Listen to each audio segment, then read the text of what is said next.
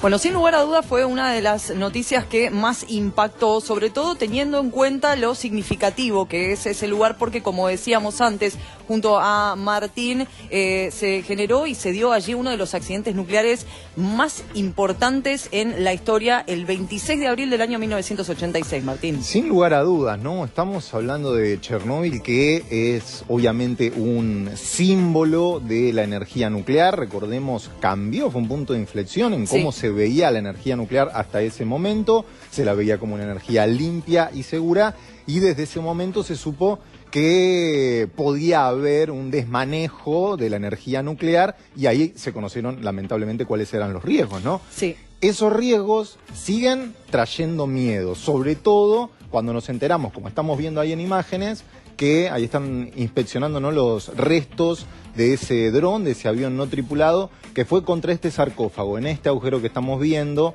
Causó un incendio en ese agujero y ahora está el tema de la responsabilidad, ¿no? ¿Quién fue el que afectó este sarcófago, que tampoco tiene muchos años, es bastante nuevo? Bueno, vos hablabas de la responsabilidad por un lado, este sarcófago, esta estructura que colocaron en esta zona dañada desde aquel entonces, ¿no? Desde el año 1986, que finalmente hoy se conoció que ese dron impactó allí en ese lugar. Fue el presidente ucraniano Volodymyr Zelensky quien confirmó esta noticia, habló de un dron ruso, dijo, ellos solamente pueden generar tanto desastre.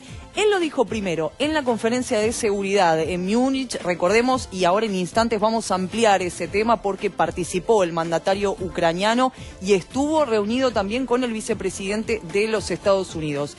Decía, él lo mencionó allí y también lo publicó luego en las redes sociales, brindando más detalles sobre lo que ocurrió allí en la central nuclear de Chernóbil. Con estas fotos que veíamos recién en pantalla, que son las del motor, ¿no? Él adjudica a Rusia la responsabilidad del acto, mostrando fotos del motor de dron y diciendo, técnicamente esto corresponde a Rusia, ¿no? En eso se apoya, en eso se sustenta Volodymyr Zelensky cuando le adjudica la responsabilidad a Rusia.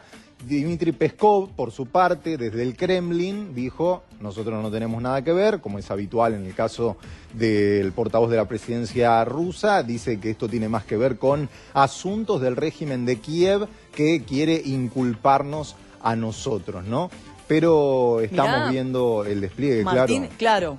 Exacto, el despliegue de lo que es este lugar y esta estructura que, como decíamos recién, fue colocada para, bueno, poder mantener y evitar la radiación de las zonas dañadas en aquel accidente histórico, como decíamos hace minutos nada más, del mes de abril de 1986.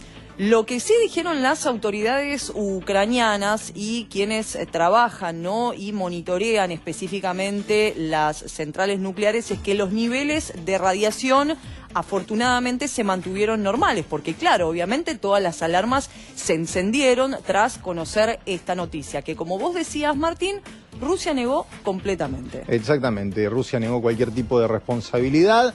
Rafael Grossi estuvo en un momento haciendo declaraciones, sobre todo a través de la cuenta de X propia y del Organismo Internacional de Energía Atómica, diciendo lo mismo, sin adjudicar, sin hablar de responsabilidades, se mantuvo absolutamente neutral, pero dijo, esto es muy peligroso, no debería estar sucediendo, sin embargo los niveles de radiación en Chernóbil siguen contenidos.